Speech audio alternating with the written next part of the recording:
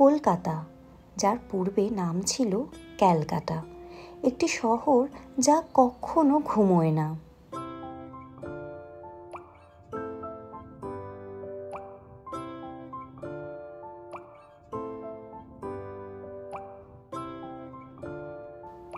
ঐতিহাসিক হাওড়া ব্রিজ থেকে নিউ মার্কেটের ব্যস্ততা প্রতিনিয়ত যেন চোখ খুলে রয়েছে।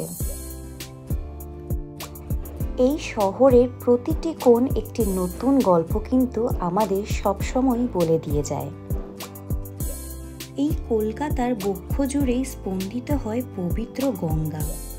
এই শহরের জীবনরেখা শুধুমাত্র একটি নদী নয়, এটি লক্ষ লক্ষ মানুষের জন্য জীবন এবং জীবিকার প্রতীক।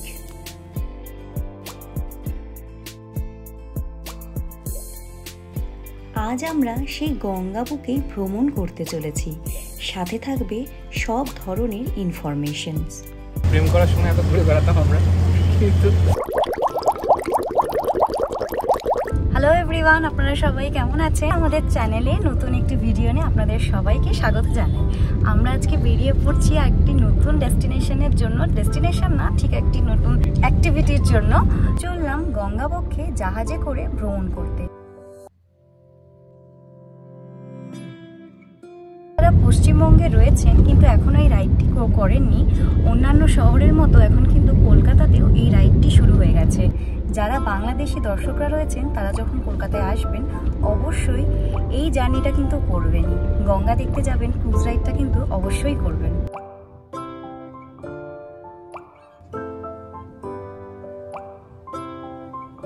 ভিডিওটির সাথে থাকুন, পুরো ডেসক্রিপশন আমি আপনাদের দিয়ে দেব।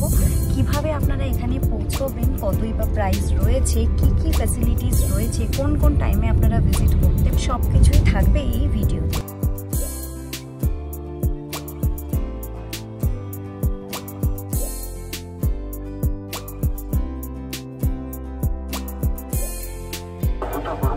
চলে এলাম গঙ্গাবক্ষে ভ্রমণ করতে। এখন আছি আমরা মিলেনিয়াম পার্কে। আজকে আমাদের সঙ্গে আছে পিয়ালির মা, আমার শাশুড়ি মাও আছে সঙ্গে। তো একটা ফ্যামিলি টাইম স্পেন্ড করার জন্য আমরা চলে এলাম। আমরা মিলেনিয়াম পার্ক দিয়ে ঢুকলাম। এখানে দুটো জেটি আছে। একটা জেটি দিয়ে হচ্ছে পশ্চিমবঙ্গ সরকারের 1.5 ঘন্টার একটা জেটি, 160 টাকা করে টিকিটে একটা রাইড হয়। তাতে কোনো ফুড থাকে না, কিছু থাকে না, বেশ কিছুটা ঘুরিয়ে আবার ব্যাক করে নিয়ে আসে। আর একটা হয় হচ্ছে ভিভাটা ক্রুজ, এটা পুরো এসি ক্রুজ, আমরা সেটাতেই যাচ্ছি এখন। তো এই যে দেখুন পিছনে আমার ভিভাটা ক্রুজ। মিলেনিয়াম পার্ক দিয়ে ঢুকে এই পিছনে আর একটু ডান দিকে হেঁটে আসলেই হচ্ছে ভিভাটা ক্রুজ।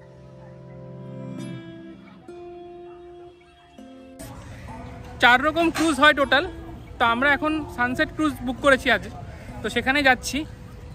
তো অনলাইনে বুক করতে হয়, তার ওয়েবসাইটের লিঙ্ক এবং কিভাবে প্রসেসটা পুরো আমি ডেসক্রিপশন বক্সে দিয়ে দেবো, আপনারা প্লিজ চেক আউট করে নেবেন।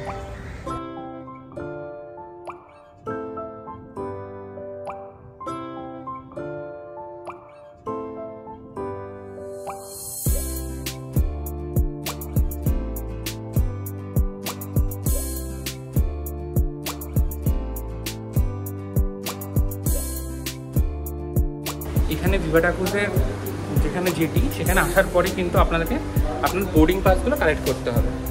যে আপনার অনলাইন টিকিট যেটা আপনি পারচেস করেছেন সেই টিকিটটা দেখিয়ে আপনাকে বোর্ডিং পাসটা সংগ্রহ করতে হবে এবং বোর্ডিং পাস কালেক্ট করে আপনাকে সোজা চলে যেতে হবে ক্রুজে।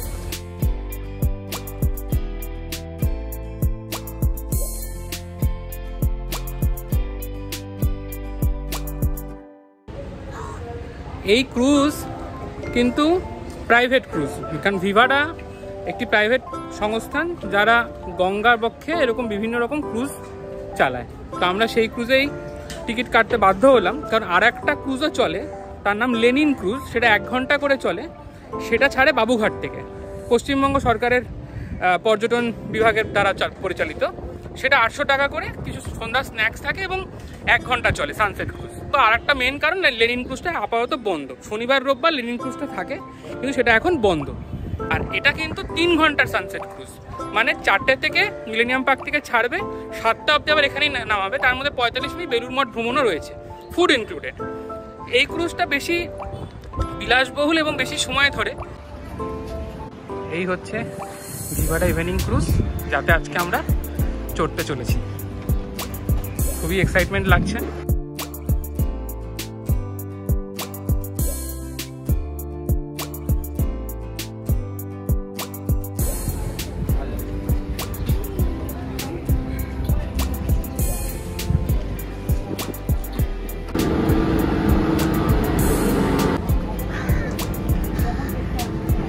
এই হলো আমাদের আজকের ক্রুজ।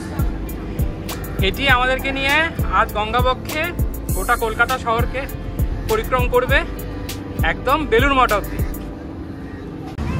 ভিভাটা ক্রুজে যখন বেশি লোক থাকে তখন ইউজুয়ালি কিন্তু এই ক্রুজটাই চলে, ঠিক আছে, যেটা সামনে সোনালী রঙে দেখতে পাচ্ছি। কিন্তু আজ যেহেতু বেশি লোক নেই তাই ওদের কিন্তু ছোট বোট, হ্যাঁ ফেসিলিটি একই রকম, ঘোরাবেও সমান সমান, কিন্তু এই ক্রুজটা ওই ক্রুজের থেকে বেশ খানিকটাই ছোট।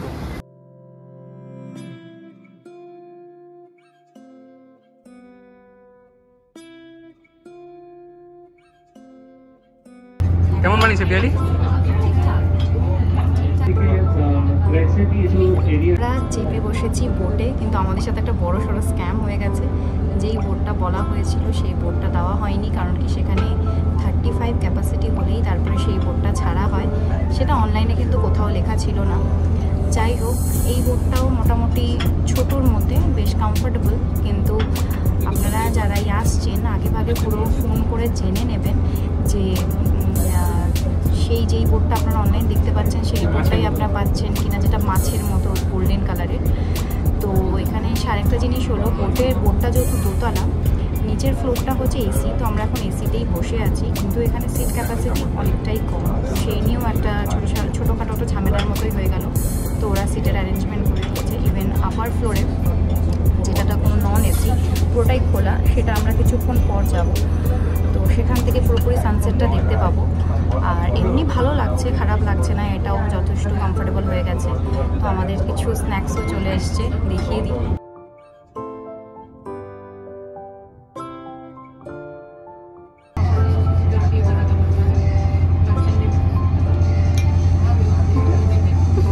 আগেরটা কি হয়েছিল?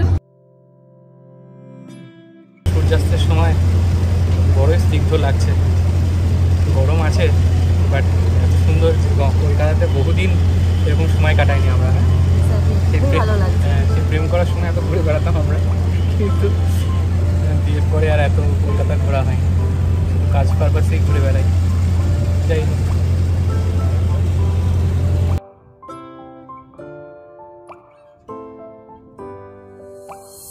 দেওয়া হলো ঝালমুড়ি, মানে আমরা ঠিক বুঝতে পারছি না, আমরা দেখে এসেছিলাম এক রকমের, আর একটা রকম খাবার প্রোভাইড করা হচ্ছে। এখনও তো 3 ঘন্টা তো পুরোপুরি থাকতে হবে, সবে তো 15 মিনিটস কমপ্লিট হলো, তো দেখা যাক, এক্সপেকটেশনস তো এখনও রাখছি।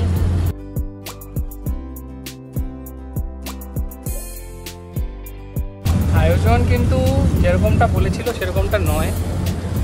ফুড অপশান বলুন, জাহাজটাও সেরকম দেয়নি। এই নিয়ে তো পিয়ালি আগেই বললো, সবাই মিলে আমরা বললাম যে শিপ দেখে আপনারা সেল করছেন, সেটা তো নয়, কারণ এটার প্রাইস কিন্তু যথেষ্টই হাই।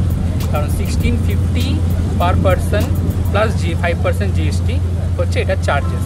এতটা চার্জেস নিয়ে ওরা যেই শিপ দেওয়ার কথা সেই শিপ কিন্তু প্রোভাইড করেনি। এমনি ভালো লাগছে, কিন্তু যেহেতু খুবই গরম আছে, সবাই খুব ঘামছি, সবাই চেষ্টা করছে আমার নিচেই থাকতে, কিন্তু নিচে ওরা যতগুলো সিট তার থেকে অনেক বেশি টিকিট ওরা সেল করে ফেলেছে, যার ফলে আমরা নিচে সবাই বসতে পারছি না এবং ভিউ এনজয় করতে উপর চলে আসছি। উপরটা কিন্তু এই শিপ নন এসি এবং যথেষ্ট গরমের, মানে আপনি ভিউ অবশ্যই এনজয় করতে পারছি, আমরা ভালো লাগছে, কিন্তু এসি তো নয়, তাই কষ্টটা সেরকমভাবেই হচ্ছে। এখানে 3 ধরনের ক্রুজ রাইড হয়, মর্নিং ক্রুজ রাইড, ইভিনিং এবং নাইট। 3টেরই কিন্তু প্রাইস চার্ট আলাদা। ওয়েবসাইট থেকে আপনাদের পছন্দ মতো টিকিট কেটে নিতে পারেন। আমরা বেলুড় মঠের উদ্দেশ্যে, বেলুড় মঠে এরা ড্রপ করবে 45 মিনিটসের জন্য, তারপর বেলুড় মঠ থেকে আবার ব্যাক করব।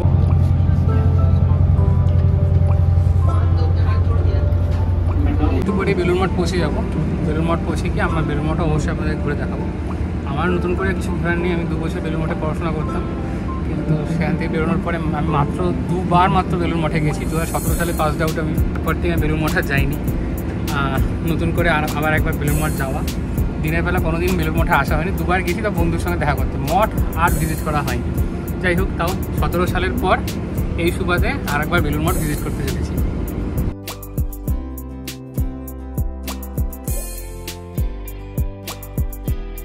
গেছি আমরা বেলুড় মঠে, এখন বাজে 5:10। আমাদের 6:05-এর মধ্যে ফিরে আসতে হবে আবার বোটে।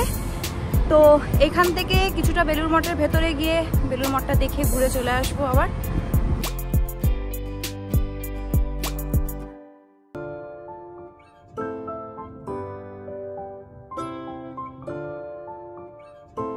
বহুদিন পর এলাম মঠে, অন্যই রকম লাগছে। সেই বহু বছর পরে মনে হচ্ছে পুরনো স্মৃতিগুলো দিয়ে আবার হেঁটে চলেছি। অনেক কিছু চেঞ্জ হয়েছে, কিছু কিছু পরিবর্তন। মঠের ভেতরটা সেরকম কিছুই পরিবর্তন হয়নি, যেমনটি ছিল ঠিক তেমনই রয়েছে। আজও সেই এখানে আসলে নিজেকে খুব পবিত্র ফিল হয়, মন খুব ভালো হয়ে যায়। যখন পড়াশোনা করতাম তখন মন খারাপ হলে ঠিক মঠেই আসতাম। আমাদের তো আর এখানে বেরোলে বিশেষ কিছু নেই, ইউনিভার্সিটির পাশে একমাত্র মঠই রয়েছে, তাই মঠই আসতাম, বারবার আসতাম। আজও এলাম। সেই সময় সিঙ্গেল ছিলাম, ছাত্র জীবন চলছিল, আজ বিবাহিত।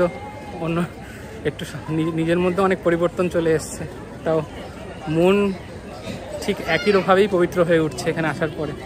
সত্যি খুব ভালো লাগে বেলুড় মঠ আসলে।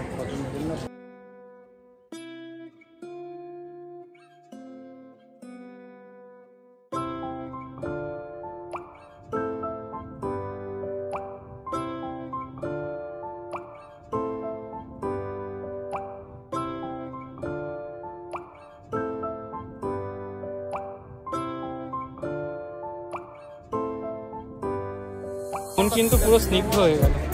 এখানে ফটোগ্রাফি অ্যালাউড নয় ওই সাইডটাতে, কারণ নাগাগোড়া অ্যালাউড ছিল না। এখন তো রিলসের জামানা, তাই আটকানো বড় মুশকিল, তাও ওরা যথেষ্ট আটকাচ্ছে। তবে এখানে ছবি তুলতে ওরা দিচ্ছে, তাই আমরা এখানে ভিডিও ক্লিপটা নিতে পারছি।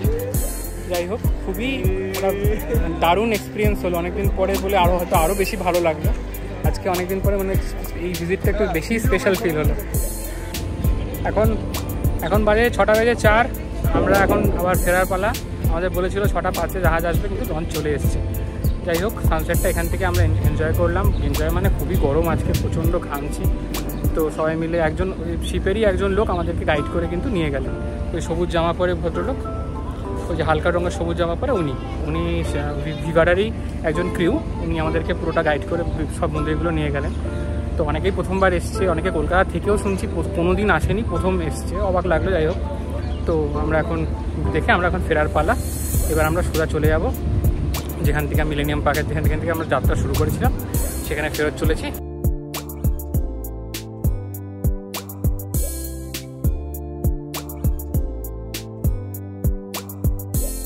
বেলুড় মঠ থেকে ফিরে আবার আমরা সবাই চলে এসে বসলাম এসি রুমে, এবং আমাদের সার্ভ করা হলো পনির রোস্ট এবং ভেজ স্প্রিং রোল।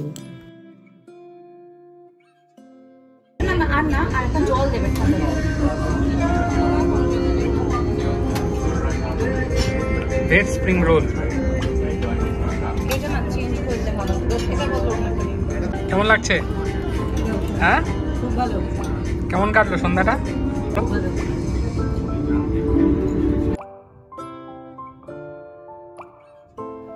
এরপরই পরিবেশন করা হলো রেশমি কাবাব।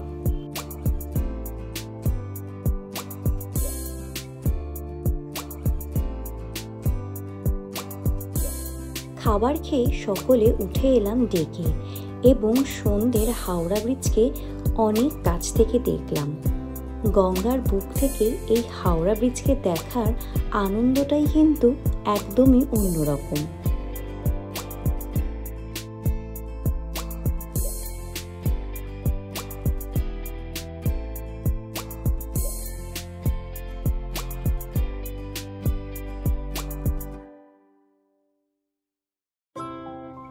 শেষ পাতে ছিল ব্রাউনি উইথ আইসক্রিম। আমাদের জার্নি আজকে এখানেই শেষ করলাম। আপনাদের কেমন লাগলো অবশ্যই জানাবেন, এবং মন খুলে ঘুরবেন। দেখা হচ্ছে পরের ভিডিওতে। আর যারা এখনও সাবস্ক্রাইব করেননি চ্যানেলটিকে, তারা অবশ্যই সাবস্ক্রাইব করে নেবেন। আজকে যাত্রা আমরা এখানেই শেষ করলাম। সাবস্ক্রাইব করবেন আর সঙ্গে থাকবেন ওয়ান্ডারিং অ্যান্ড ক্যাপচারিংয়ের সঙ্গে।